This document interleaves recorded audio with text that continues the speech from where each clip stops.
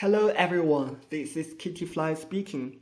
Today is March 14th, 2022, and the COVID-19 pandemic has came back to China for I don't know how many waves. Anyhow, the infected numbers and death tolls are on the rise, and lockdown measures are carried out in several cities. Again, many, if not most other nations have lay flat on this pandemic, and the cost of sticking to this dynamic zero policy is gradually rising. Some may argue that China's measures to be draconian and doomed to fail. Fair enough, let's talk about it. There are two given facts about the COVID-19 pandemic, or actually any kind of contagion. One, the more hosts, the longer period of time, the more likely new variants may emerge. 2. Even those who already gained specific immunity might be vulnerable to get infected by or become contagious asymptomatic carriers of certain new variants as well.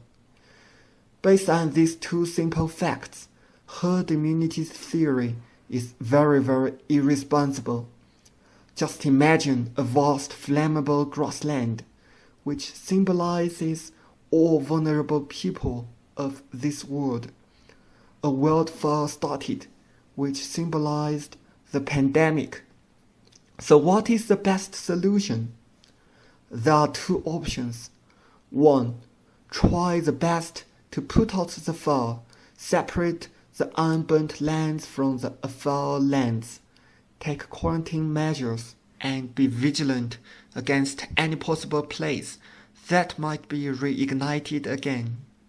This is the course China has taken, and this is how the world defeated SARS in 2003. SARS-CoV-2 is basically not that different from the virus we met last time. But why the COVID-19 pandemic has been so much serious than the 2003 SARS epidemic? It is because many countries, including the UK and the US, took the second path to curb the wildfire on this grassland, namely herd immunity. We all know that human body will gain specific immunity against an antigen after being infected by or taken vaccines. So in theory, it is like a burned grassland won't be ignited easily again. And since the wildfire will just go through the leaves of the grasses and spare the lives of most grasses, this COVID-19 pandemic has a relatively low death rate if patients get the correct treatments. So instead of pouring tons of hard work to put out the fire, why not just stand idly by and let the fire burn?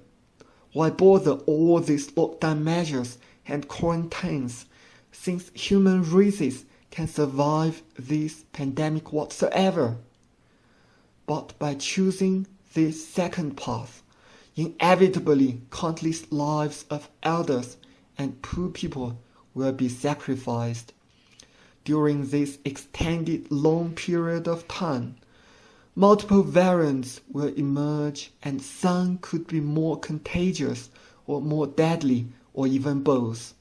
And since the world is a community with a shared future for mankind, anywhere is unsafe. The world is not safe. And if the virus isn't attended to in any place in this world, any country that has chosen the first path cannot succeed alone. It is a game theory. When all countries choose the first path, the pandemic could end soon and the loss could be minimized.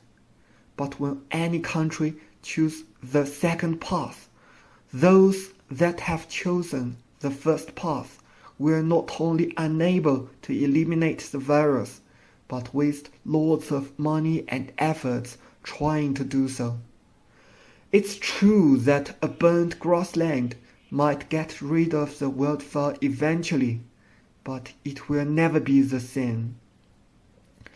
A day may come when the courage of man fails, when we surrender to the pandemic and forsake those who are old or weak or poor in the name of social Darwinism. But it is not this day. A day may come when governments put economy atop the living rights of people, trading all the virtues and morals for money. But it is not this day. This day we fight. We'll stubbornly hold on to the dynamic Zaza measures, at least for now, trying to eliminate the SARS-CoV-2 like we did last time, knowing all our efforts might be in vain and perhaps we'll have to learn to live with and adapt to the COVID eventually.